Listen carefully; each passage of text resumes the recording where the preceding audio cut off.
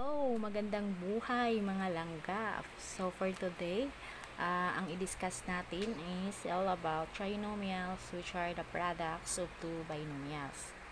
Ang topic na ito mga langga ay pwede sa mga grade 8 students. Applicable rin ito sa grade 9 and 10 students.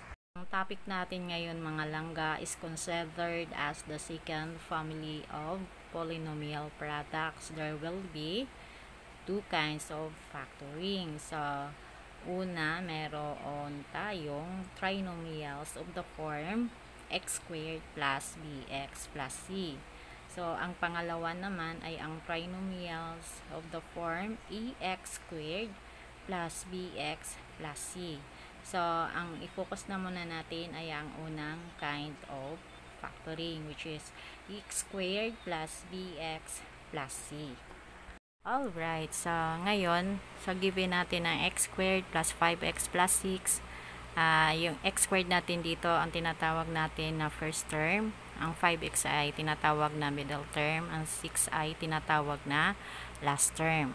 So, una natin gagawin, kunin na muna natin ang sign ng given natin. So, ang sign ng x squared natin is positive.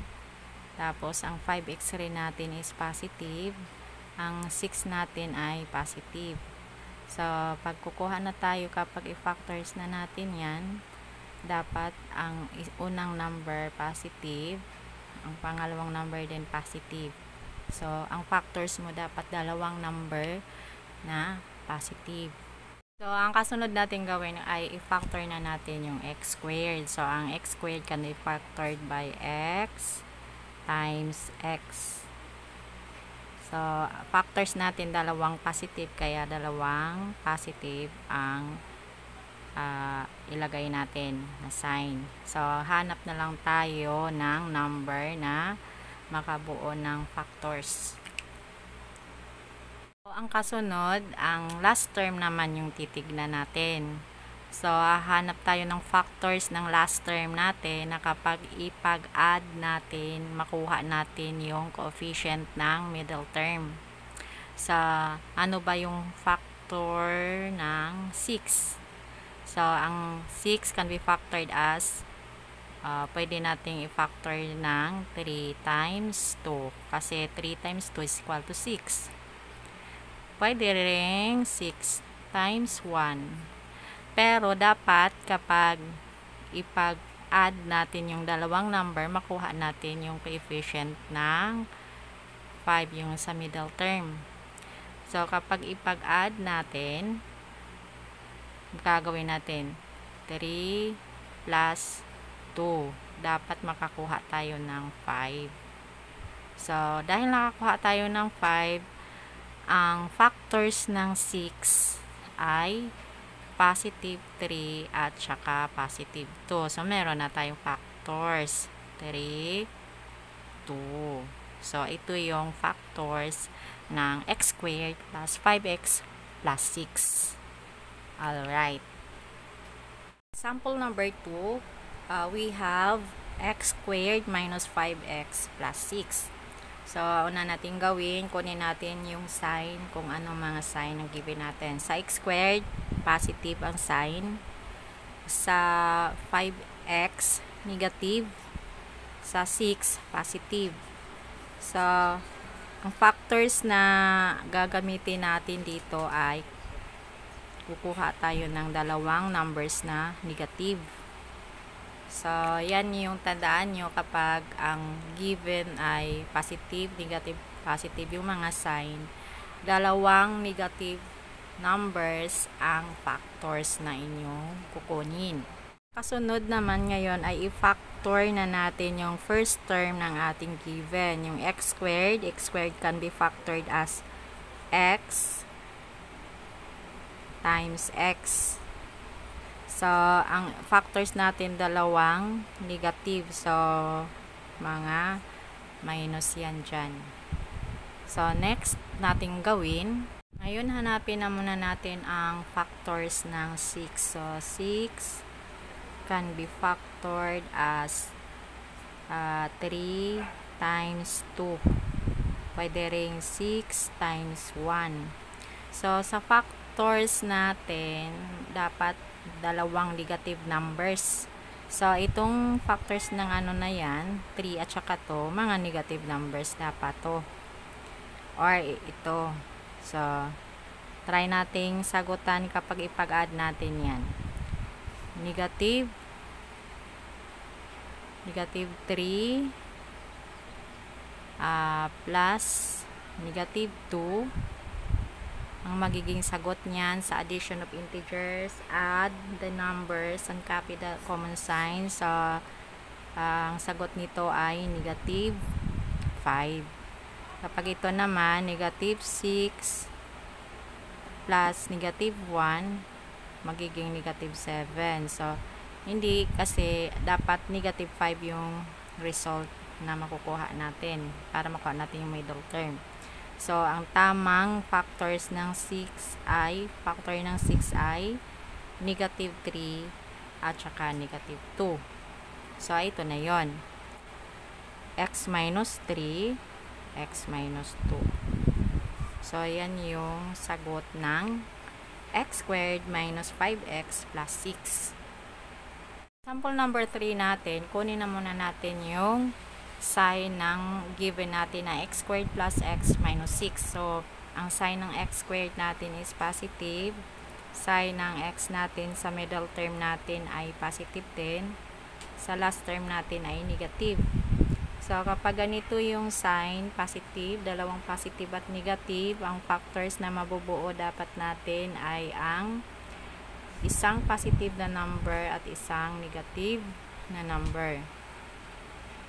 Alright, so yan dapat yung factors, yung dalawang number, positive at saka negative.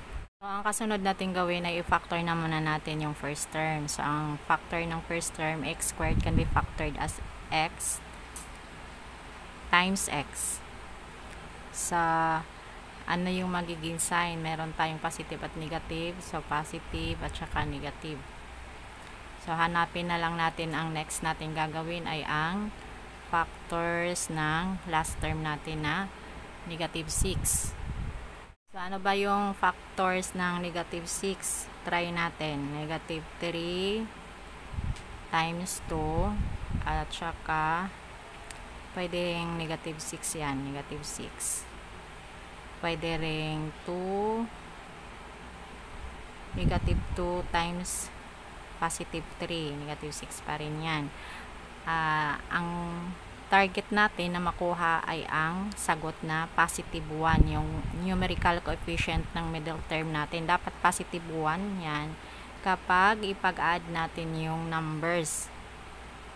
So, i-add na muna natin yung negative 3 plus 2. Ang sagot niyan is 1. Kasi isusubtract natin yan kasi unlike sign yan. Pero malaki yung sign ng bigger number, negative 1. Positive 1 dapat. So, try natin tong pangalawa. Negative 2 plus 3. So, 1 pa rin. So, ang sign ng bigger number natin is positive. So, ito yung hinahanap natin.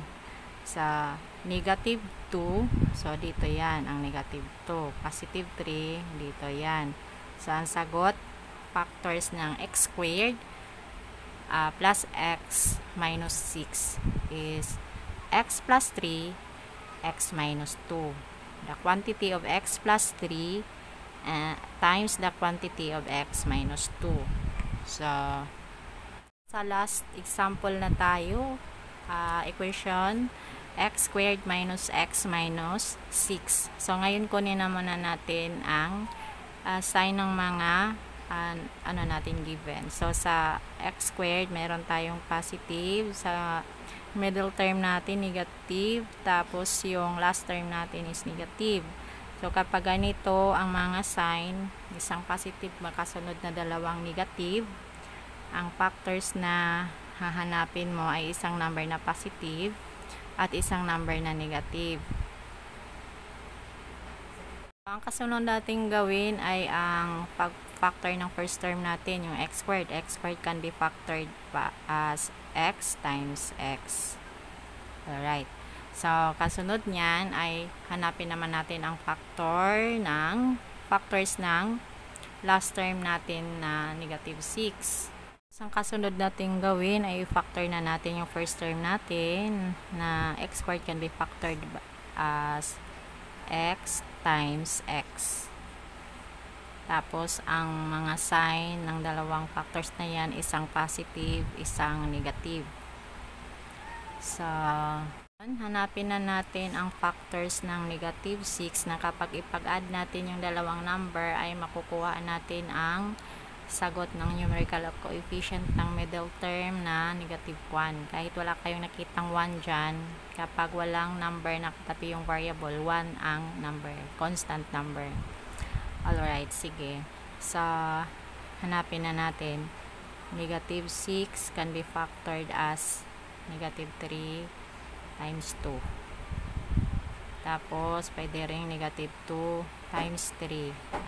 So, alin kaya sa dalawang yan ang makakuha tayo ng negative 1? Kapag ipag-add natin yan, negative 3 plus 2, unlike sign, isubtract natin, kopyahin natin yung sign ng malaking number.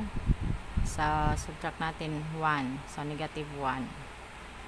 So, ito namang negative 2 plus 3, 1. Kapag isubtract natin, positive kasi malaki yung sign ng 3. So, ang hinahanap natin is negative 1. Kaya ito yung magiging factors natin. So, isang negative 3. So, dito. Isang positive 2. Kaya dito natin ilagay. So, ito yung factors na hinahanap natin para sa sagot na x squared minus x minus 6. So, yan lamang po. Lahat ng example, sana naintindihan. Thank you so much. Bye.